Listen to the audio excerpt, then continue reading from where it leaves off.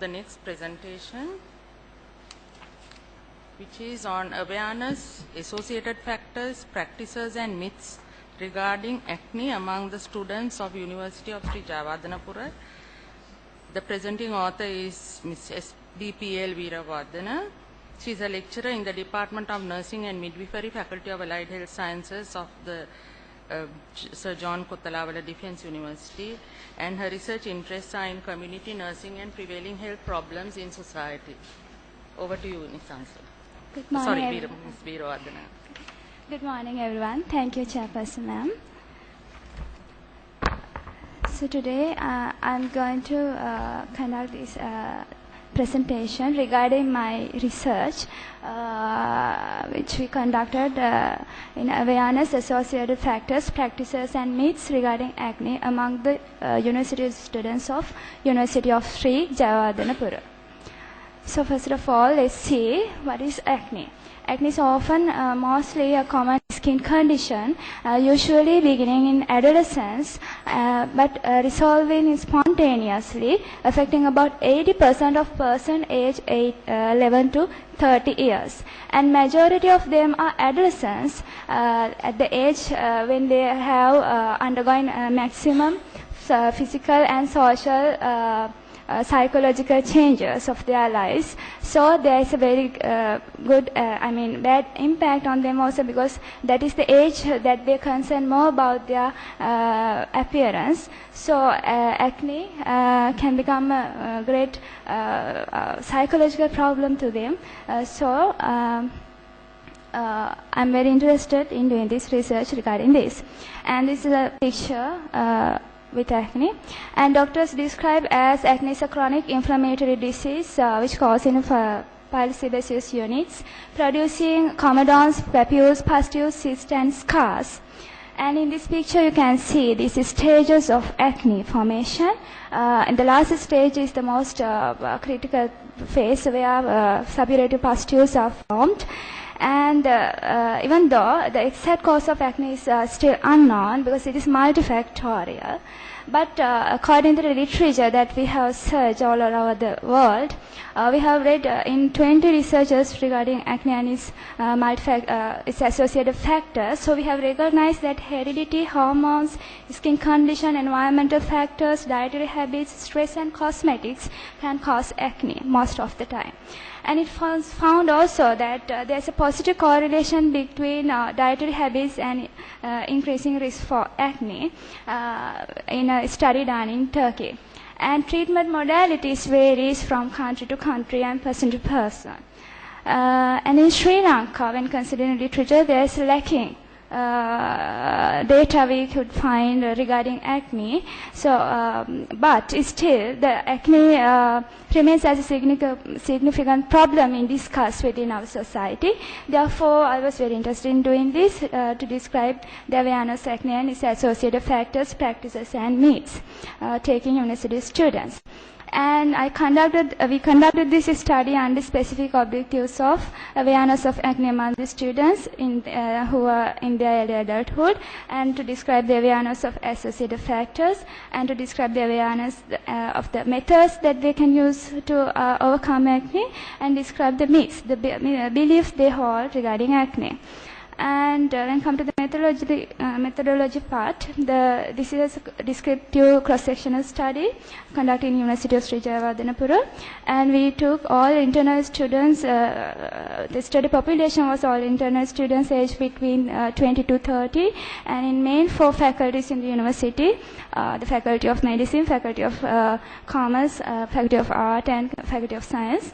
And sampling tool we used was an interviewer-administered questionnaire, and sample technique was stratified random sampling method, and sample size was 250 students. We calculated the sample size using API statistical package formula there, and sample was selected according to the student ratio from each faculty. And in coming to the data collection analysis, the questionnaire was included 12 main questions under 86 variables were tested, and pre-test was done to 10 students, and the clarifications and modifications of the questionnaire was done, and validity and reliability was also checked, and the final questionnaire was administered to the study population when the students are in their lunch hour during the weekdays. And to fill the questionnaire took less than 10 minutes, and we basically did the questionnaire based on participants' own perception of presence or absence of acne. And then coming to the analysis part, data were entered into Excel sheets, and we used SPSS statistical program, the 16 version, and from that we did our analysis, including mean, median, standard deviation, and percentages under every and each specific objectives. And results, description of the participants from out of 250 students, most of them are 24 years old. So you can see clearly how the age group is expanded throughout the population study group, and majority of them are females, and majority of the students have acne, which comes to 170 students out of 250. So we can see that is a very common problem among the students. And when we come to the awareness of acne among the study group, the distribution response for the features that students have identified acne is like this, and there are correct features and the wrong features that we have tested. Whiteheads, blackheads, papules, and pustules are the correct features. So there's a very good response to that in the students. So they have a good awareness regarding the features of acne, but as well as some students said that rosacea, walls, and skin rashes are also the features of acne. So that is wrong actually. That is the basically identified their lack of knowledge regarding acne. So almost all this like that. And most students have awareness that acne can occur rather than face, like the other body parts also, as neck, chest, and trunk, back. And when coming to the awareness of associated factors, basically the main you can see there are the factors, some of the factors that we have put into discuss, the food with fat and oils, cosmetics, dandruff, squeeze in the pimples, lack of sleep, and exams that I have indicated in red color are the responses they have. The most associated with the occurrence of acne that they have indicated.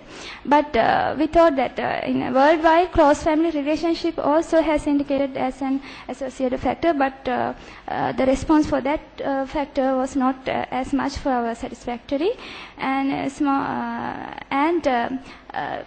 especially we concerned about that stress, lack of sleep, and exams cause acne in university students.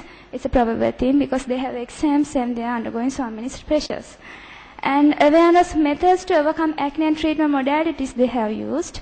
We have identified 4 main methods that they have used very much as a treatment modalities. Wash face twice a day with antibacterial soap or cleanser. Shampooing hair daily or once in 2 days. Avoid touching face with fingers. Avoid squeezing the pimples. So other than that, they have used some other modalities also, but less frequently. And in our country, the homemade paste like sandalwood, aloe vera, that external paste are popular, but we think that is popular, but they have used them in a less degree actually. The response rate was 24.4. And when we come to the myths regarding acne, they hold very strongly that dirty skin and excessive oily skin can cause acne, but it's a multifactorial disorder. We cannot tell exactly that these are the major facts that impact on occurrence of acne.